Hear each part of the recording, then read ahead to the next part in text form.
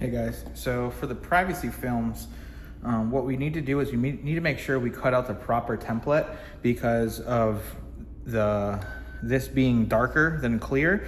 If we just do like a full coverage and you put it over the camera, the camera will be dark and Face ID is not going to work properly. So we want to make sure we choose the template with the cutout. There's a bunch of different ones you can choose. There's the one with the little hole, like the hole punch cutout. There's some that have like the notch. It just depends on what you guys like installing. We usually do the one with just the dynamic island cutout, I guess you'd call it.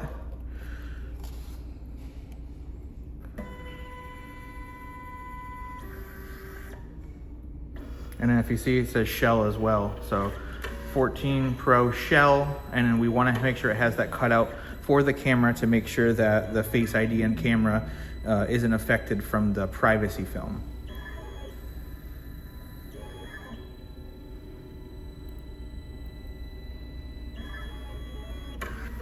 All right, I'm gonna move you guys over.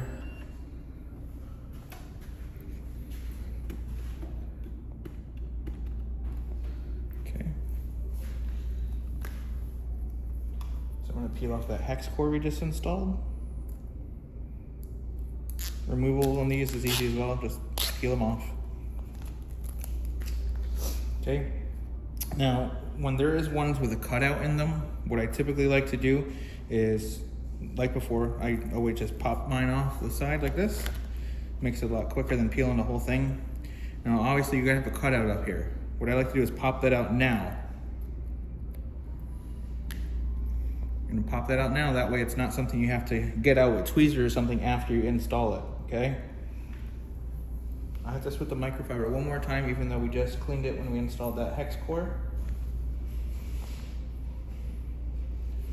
When doing privacies, it can help to have the phone on, that way you can kind of see where the screen's lighting up. So we'll go ahead and we'll do that real quick. We'll power the phone up.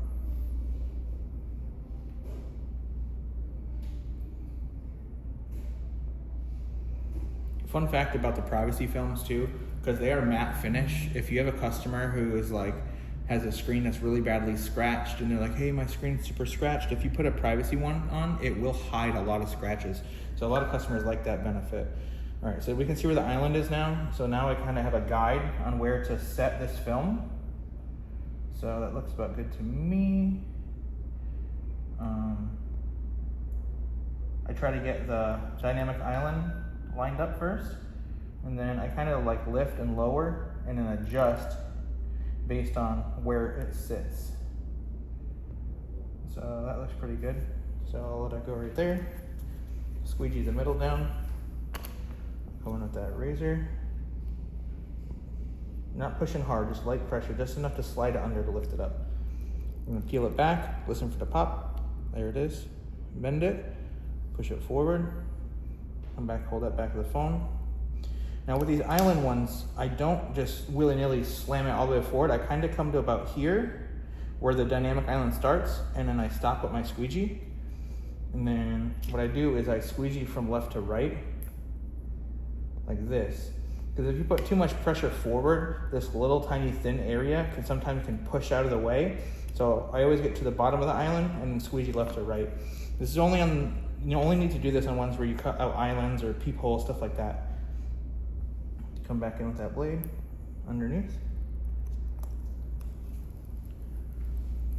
Lift, there it is. Bend her back, push it. Hold the back of that phone, continue to push through. There we go. There are 1, 2 squeegees done. Go ahead and get that top layer peeled.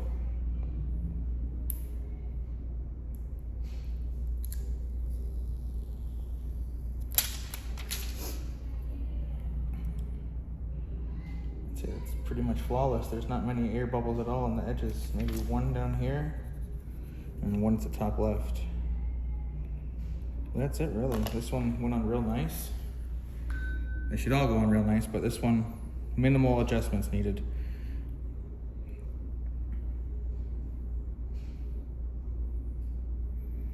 And that's how you install a privacy film If you guys have any questions, or if you guys want to know how to install any other films, just let me know. Thank you so much for choosing our product. You guys have a great day.